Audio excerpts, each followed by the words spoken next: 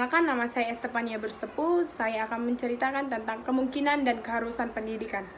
Kemungkinan manusia dapat dididik dibagi menjadi dua, yaitu yang harus dididik dan tidak harus dididik. Kemungkinan manusia dididik dibagi menjadi beberapa bagian, yaitu yang pertama yaitu dasar biologis.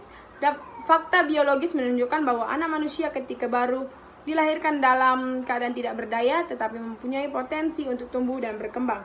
Karena anak manusia bersifat fleksibel, anak manusia mempunyai otak yang besar dan memperluas, mempunyai pusat syaraf yang berfungsi untuk menerima pengaruh dari luar diri sehingga dapat terjadi proses belajar. Dasar psikologis, yaitu dasar anak manusia dilahirkan ketika membawa bermacam-macam kemampuan potensial. Manusia merupakan makhluk sosial, kehidupan secara bersama diperlukan oleh manusia. Haruskah manusia dididik? Menurut dasar biologi, untuk menyesuaikan diri dengan lingkungannya, anak manusia tidak mempunyai insting yang sempurna, sebab dimiliki oleh hewan saja. Anak manusia perlu masa belajar yang panjang, seperti bekal menyesuaikan diri dengan lingkungannya secara konstruktif. 2. Dasar psikologis, sosiologis, antropologis. Untuk menghadapi kehidupan yang di lingkungan tantangan, manusia harus memiliki berbagai pengetahuan, sikap, dan keterampilan. Potensi ini sudah ada, tinggal pengembangannya. Kemampuan manusia menyesuaikan dirinya dengan lingkungan sosial bukan bahwa tetapi hanya dapat diperoleh melalui pendidikan. Kebudayaan tidak terjadi dengan sendirinya, melainkan hasil karya dari orang-orang yang terdidik. Batas-batas pengaruh pendidikan yaitu 1. Menurut teori empirisme, anak pada saat dilahirkan jiwanya dalam keadaan kosong dan lingkungan yang akan mengisi kekosongan jiwa tersebut. Pendidikan bersifat menentukan, alat dapat dijadikan apa saja sesuai keinginan pendidik. Menurut teori nativisme, anak dilahirkan dengan pembawaan tertentu yang menentukan bagaimana perkembangan anak. Lingkungan termasuk lingkungan pendidik tidak akan bisa merubah apa yang sudah ditentukan tersebut. Pendidikan tidak diperlukan. Menurut naturalisme, anak dilahirkan dengan pembawaan yang baik. Peran lingkungan adalah memperankan atau menjaga apa yang sudah baik. Pendidik salah satu dalam bertindak, apa yang sudah baik terhadap berubah menjadi tindakan baik. Pendidikan diperlukan, tidak harus dilakukan secara berhati-hati. Menurut teori konvergensi, anak dilahirkan sebagai berbagai pembawaan yang membutuhkan stimulasi dari lingkungan, terutama lingkungan pendidikan. Pendidikan dapat memberikan pengaruh yang berarti jika pembawa mungkin baik dipengaruhi sehingga terjadi perubahan yang berarti. Kesimpulannya yaitu, pendidikan dibutuhkan untuk mempengaruhi perkembangan individu, tetapi pengaruhnya tidak bersifat dominan karena ada faktor lain yang berperan di antaranya pembawaannya. Selain pembawaannya adalah faktor lain yaitu keinginan dari individu untuk mengalami perubahan. Terima kasih. Perkenalkan, nama saya Cika Burtarigan. Saya akan membawakan tentang konsep-konsep dasar pendidikan. Istilah-istilah yang artinya atau berhubungan dengan pendidikan. 1. Istilah dalam bahasa Yunani yaitu anak, pembimbing, pendidik, ilmu pendidikan, dan pendidik. 2. Istilah dalam bahasa Belanda yaitu membesarkan anak dengan makanan, membantu perkembangan anak. 3. Istilah dalam bahasa Romawi mengeluarkan dan menuntun, mengaktualisasikan potensi ke arah perkembangan yang diharapkan. 4. Istilah dalam bahasa Jerman yaitu mengeluarkan dan menuntun. 5. Istilah dalam bahasa Jawa mengolah anak, membantu anak agar berbagai potensi dan berkembang secara positif.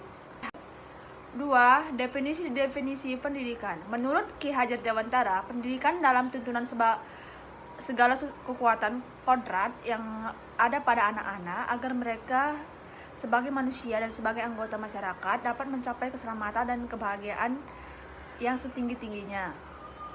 Menurut TAP MPR nomor 5 atau MPR 1973, pendidikan pada hakikatnya adalah usaha sadar untuk mengembangkan kepribadian dan kemampuan di dalam dan di luar sekolah dan berlangsung seumur hidup.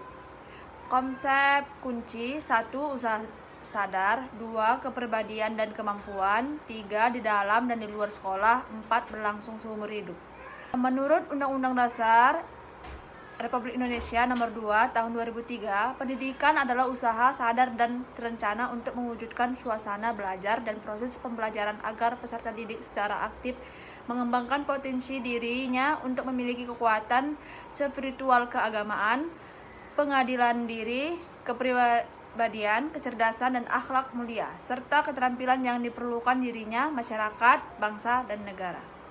Kesimpulan 1. Pendidik adalah tuntunan, pimpinan, bimbingan yang dilakukan secara sadar atau sengaja oleh seseorang atau sekelompok orang kepada seseorang atau sekelompok orang. 2. Tuntunan, pimpinan, dan bimbingan tersebut dilakukan dengan maksud membantu perkembangan si terdidik ke arah tujuan tertentu. 3. Bahwa kegiatan pendidik atau interaksi didik dengan peserta didik dapat terjadi di dalam maupun di luar sekolah dan berlangsung seumur hidup. Perkenalkan, nama saya Selin Abigail Ginting. Saya akan membawa materi tentang pandangan ilmiah dan filosofis tentang manusia dan implikasinya terhadap pendidikan. Apa sebenarnya itu pendidikan? A. Pandangan-pandangan ilmiah tentang manusia dan implikasinya terhadap pendidikan. Ada beberapa. 1. Pandangan psikologi. Pandangan psikologi dibagi menjadi beberapa bagian, yaitu 1. Psikologi adalah ilmiah yang mempelajari perilaku dan proses-proses mental manusia. 2. Menurut psikologi, manusia merupakan makhluk yang memilih berbagai potensi, mampu belajar, bersifat unik, memiliki berbagai kebutuhan, dan lain-lainnya. 2. Pandangan sosiologi dibagi atas beberapa, yaitu sosiologi adalah ilmu yang mempelajari struktur dan dinamika sosial. 2. Menurut tinjauan sosiologi, manusia merupakan makhluk sosial. 3. Pandangan antropologi budaya dibagi atas beberapa bagian. A. Antropologi budaya merupakan ilmu yang mempelajari kebudayaan. 2. Menurut antropologi budaya, manusia merupakan makhluk yang berbudaya. 3. Pendidikan. Menurut antropologi budaya adalah proses ekskulturasi. 4. Pandangan ilmu politik. A. Ilmu politik adalah ilmu yang mempelajari kekuasaan, wewenang, dan upaya manusia untuk mendapatkannya. 2. Menurut ilmu politik, manusia adalah elemen polikon. 5. Pandangan ilmu ekonomi. A. Ilmu ekonomi adalah ilmu yang mempelajari upaya-upaya manusia untuk memenuhi kebutuhan materialnya. B. Menurut ilmu ekonomi, manusia pada dasarnya merupakan alemina axionomicus. Yang keenam, pandangan filsafat antropologi. 1. Filsafat antropologi adalah cabang filsafat yang khusus mempelajari hakikat manusia. B. Menurut filsafat antropologi, manusia merupakan makhluk monopluralis, kesatuan yang terdiri dari berbagai aspek. Perkenalkan, nama saya Hana Brutarian. Di sini saya akan membahas tentang upaya-upaya pengembangan peserta didik. Pengembangan manusia ada beberapa. Yang pertama, makhluk individu, yang kedua makhluk sosial, yang ketiga makhluk etis, yang keempat makhluk berbudaya, yang kelima makhluk religius. A. Pengembangan manusia sebagai makhluk individu. 1. Ciri-ciri manusia sebagai makhluk individu: memiliki berbagai potensi, unik, mandiri. 2. Tujuan pengembangan: aktualisasi semua potensi positif dengan memperhatikan keunikan agar menjadi insan-insan yang mandiri. B. Pengembangan manusia sebagai makhluk sosial. 1. Ciri-ciri manusia sebagai makhluk sosial: memiliki kebutuhan yang berinteraksi sosial dengan sesamanya, terikat oleh norma-norma sosial. 2. Tujuan pengembangan: social attitude, social skill, social responsibility. 3. Pendekatan dalam pengembangan sosialisasi. C. Pengembangan manusia sebagai makhluk etis. 1. Ciri-ciri manusia sebagai makhluk etis: mampu memahami berbagai norma sosial, mampu bertindak sesuai dengan norma sosial, memiliki hati nurani. 2. Tujuan pengembangan agar terwujud manusia yang selalu bertindak sesuai dengan norma-norma sosial, agar terwujud manusia yang memiliki hati nurani. 3. Pendekatan dalam pengembangan pendidikan moral budi pekerti. D. Pengembangan manusia sebagai makhluk yang berbudaya. 1. Ciri-ciri manusia sebagai makhluk yang berbudaya. A. Memiliki potensi untuk menghasilkan kebudayaan. B. Perilaku dipengaruhi oleh kebudayaan. 2. Tujuan pengembangan. Memiliki kemampuan untuk mengembangkan kebudayaan. Memiliki kemampuan untuk melestarikan kebudayaannya. Berperilaku sesuai dengan nilai-nilai budaya nasional. 3. Pendekatan dalam pengembangan proses enkulturasi atau proses pembudayaan. E. Pengembangan manusia sebagai makhluk religius. 1. Ciri-ciri manusia sebagai makhluk religius. A. Menyadari dan mengikuti adanya kuasi adi kodratis. B. Memiliki kebutuhan untuk berhubungan, menyembah dan berserah kepada kuasa.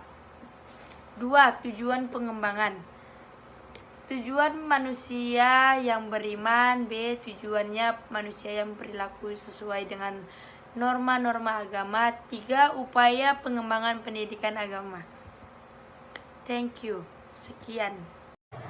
Dasar-dasar pendidikan. Tujuan pendidikan merupakan suatu yang ideal berkenaan dengan sosok manusia yang diharapkan.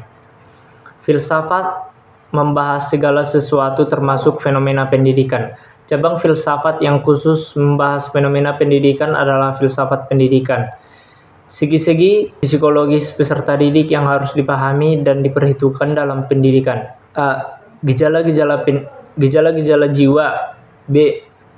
Kemampuan-kemampuan potensial. C. Kepribadian. D. Kecerdasan. E. Minat. F. Kreativitas.